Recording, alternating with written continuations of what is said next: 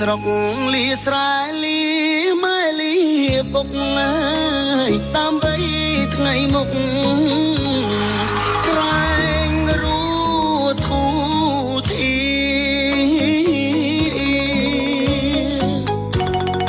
ទៅធ្វើបុលកទាំងចិត្តរងាពលពីងថាលាទាំងទ្រូងស្ទើបាច់ញើយមកដល់ស្រុកគេនឹកស្រុកខ្មែរណាំងនឹកគូមនឹកទាំង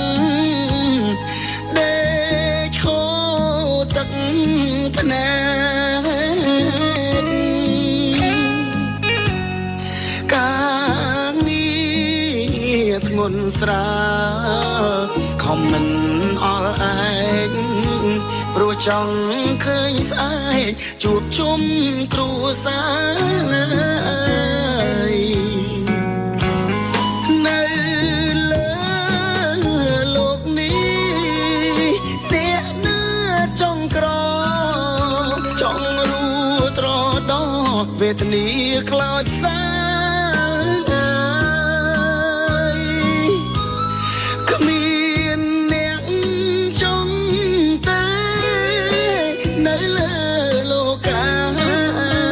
គ្រប់រូបប្រាថ្នា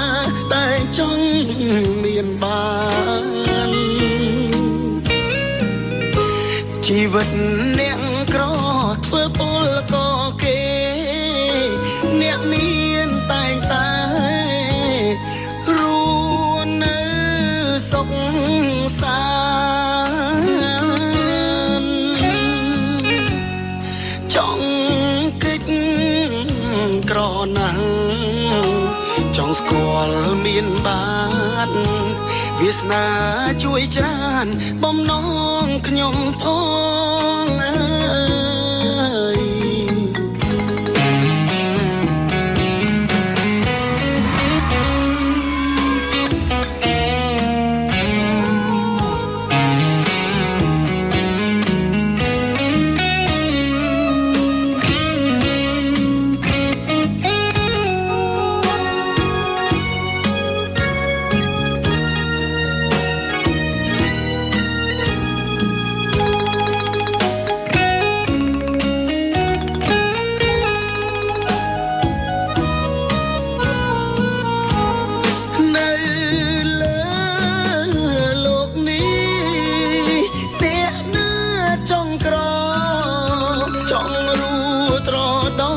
វេទនាខ្លោចផ្សា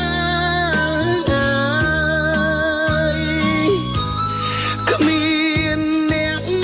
ចង់តែនៅលើលោកាគ្រប់រូបប្រាថ្នាតែចង់មានបាន